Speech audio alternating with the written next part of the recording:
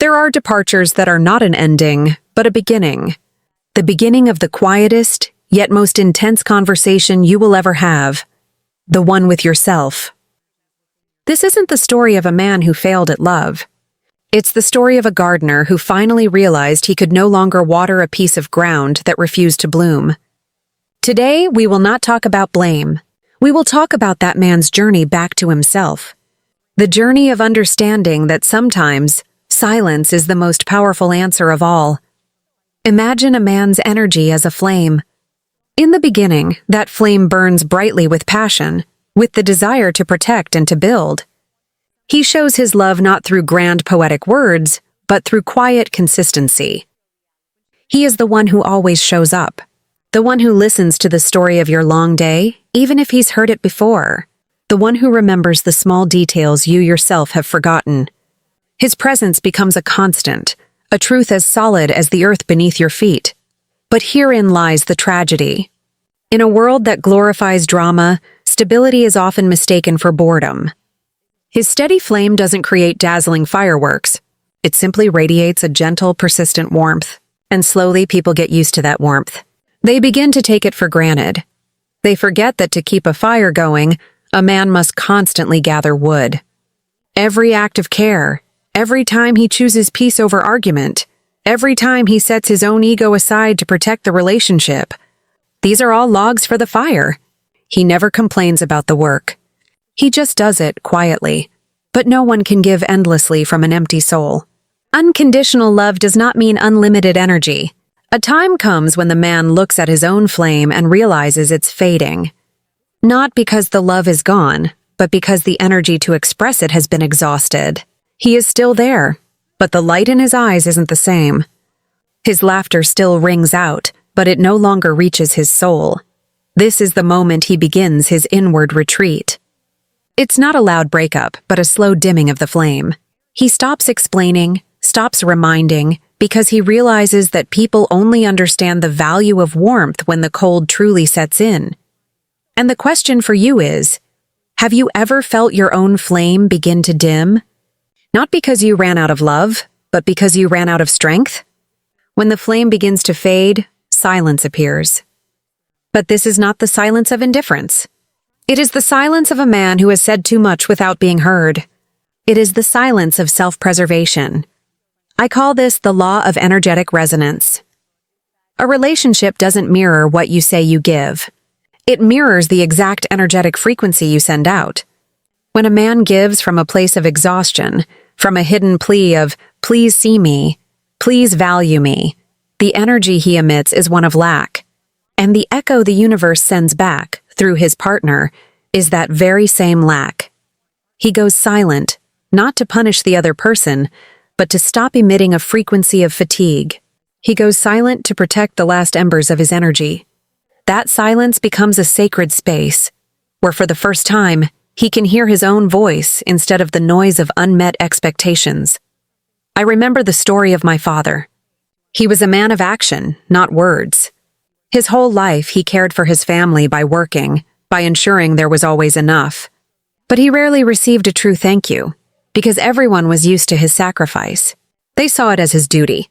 One day he just grew quiet. He still did everything, but the smile was gone. It was only much later that I understood his silence wasn't anger. It was the sorrow of a man who realized his love, no matter how vast, had been reduced to a single word. Responsibility. The man in our story is the same. His silence is a boundary. It's the moment he realizes he cannot control whether another person values him. The only thing he can control is whether he continues to pour his energy into a place with no return. He begins to understand a painful but liberating truth. He cannot save a relationship by himself, just as one hand cannot clap. That silence poses a great question.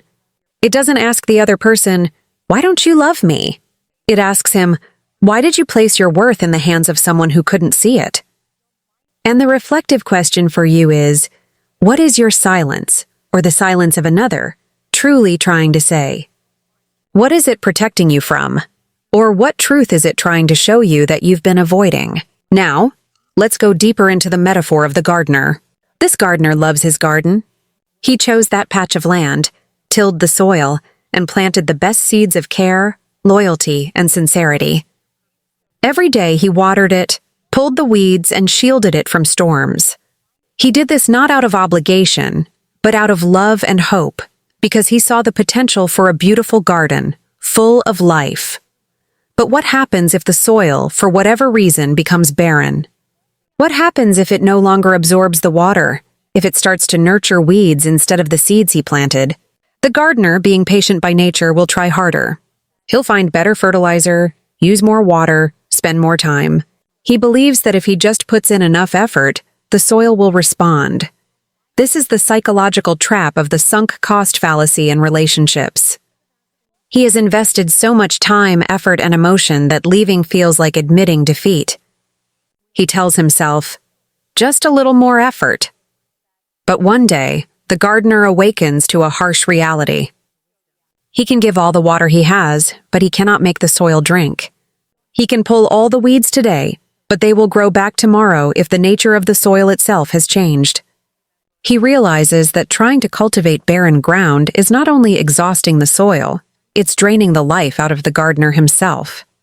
The seeds of his own soul are beginning to wither, and that is when the hardest decision is made. Leaving the garden is not an act of hatred. On the contrary, it can be the most profound act of love.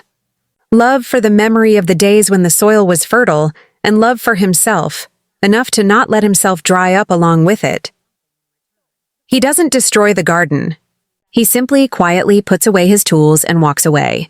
He leaves with the sadness of a farmer who has lost a crop, but also with the peace of a man who knows he did everything he could.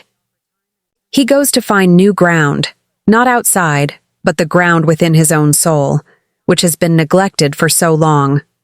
Walking away is not giving up. Sometimes it's the ultimate act of respect for the seeds you are trying to plant. And the question for you is the ground you are tending draining the life out of you? And is it time to become the gardener of your own inner world? The man's journey after he leaves is not a path of roses. He doesn't immediately find a new relationship or a replacement joy. Instead, he steps into the wilderness. Not a physical place, but the wilderness inside his own soul, a place he has long forgotten. In this profound quiet, he begins to confront his own ghosts. The biggest among them is the ghost of being a good guy. He had always prided himself on being a good man. But here in the wilderness, with no one to be good for, he is forced to ask himself, where did my goodness come from? Was it a strength, or was it a sophisticated mask for my fear? He realizes that sometimes he was patient not because he was mature, but because he was afraid of confrontation. Sometimes he was silent not because he was noble, but because he was afraid of rejection if he spoke his truth. He had built his entire identity around being the easygoing one, the reliable one, forgetting that sometimes the most authentic thing is not easygoing at all. This is a bitter psychological truth. Sometimes, what we call kindness is actually a form of approval seeking. We give, not from a place of fullness, but from a fear that if we stop giving, we will no longer have value.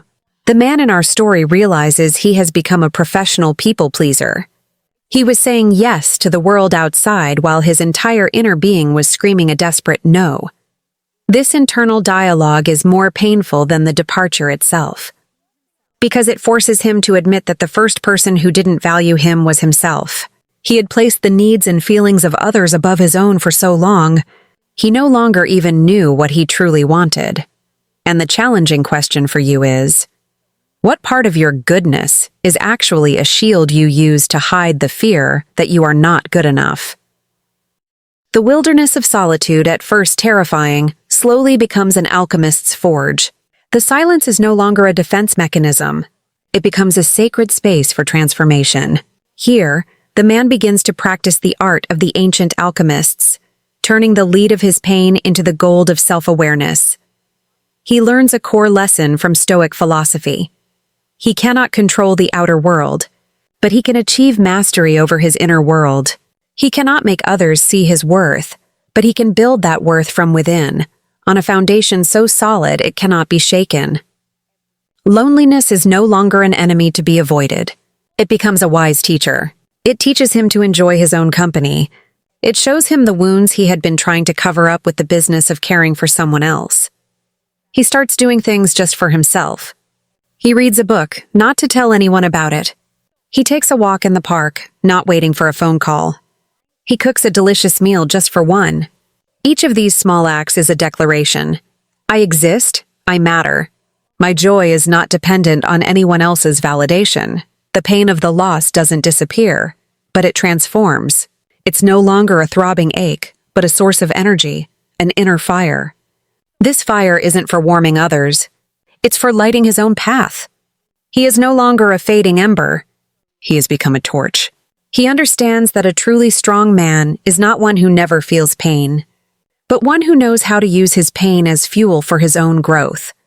And the question for you is, if you treated your solitude not as an enemy, but as a teacher, what is it trying to teach you about yourself? After a time in the crucible of solitude, the man is ready to return to the world. But this time, he returns with an entirely new wisdom about relationships. He no longer sees love as a garden to be painstakingly cultivated. He sees it as a river. A river needs two banks to flow in harmony. He had been trying to be the current and both banks at the same time. He had been trying to shape, control, and strive alone. Now he understands that true love operates on the Taoist principle of wu wei, effortless action. It flows naturally when two people are both strong, whole banks facing the same direction. He revisits the law of energetic resonance, but with a deeper understanding. Before, he was unconsciously emitting a frequency of neediness and expectation. Now he learns to intentionally radiate a frequency of wholeness, self-respect, and healthy boundaries. He is no longer looking for someone to complete him. He is looking for someone who is also whole in their own right, so their two rivers can merge into a great ocean. This change isn't in his words, but in his energy. He is calmer. He listens more deeply, but he is also willing to walk away more quickly when he senses an imbalance. He no longer fears silence. He uses it as a diagnostic tool. If silence between two people feels anxious and tense, it's a sign of instability. If it feels peaceful and understood, it's a sign of a true connection. He learns that reciprocity isn't about scorekeeping who did more for whom. It is a subtle, energetic sensing of the flow. Do you feel energized or drained in this person's presence? The answer to that question is more important than 1,000 words of love. And the question for you is, in your relationships, do you feel like you are swimming upstream or flowing with the current? And where is that resistance, if it exists, truly coming from? Ultimately, this story is not about sweet revenge or about the woman realizing her mistake and coming back. That is a Hollywood ending, an ending for the ego. Life's endings are more profound. The legacy the silent gardener leaves behind is not bitterness, but a powerful lesson delivered through his absence. For the woman, the void he leaves can become the greatest mirror, forcing her to confront the things she refused to see. His departure may be the greatest gift he ever gave her, the opportunity for her own growth. And for him, the true victory is not being validated by another, but achieving self-validation. He has come full circle, from tending a garden outside of himself to entering the wilderness within, and finally, to becoming the master gardener of his own soul. He understands that the greatest act of love isn't changing for someone, but becoming so whole in yourself that your presence is a gift and your absence is a lesson. His departure was not the end of a love story. It was the beginning of the greatest love story of all, the one with himself.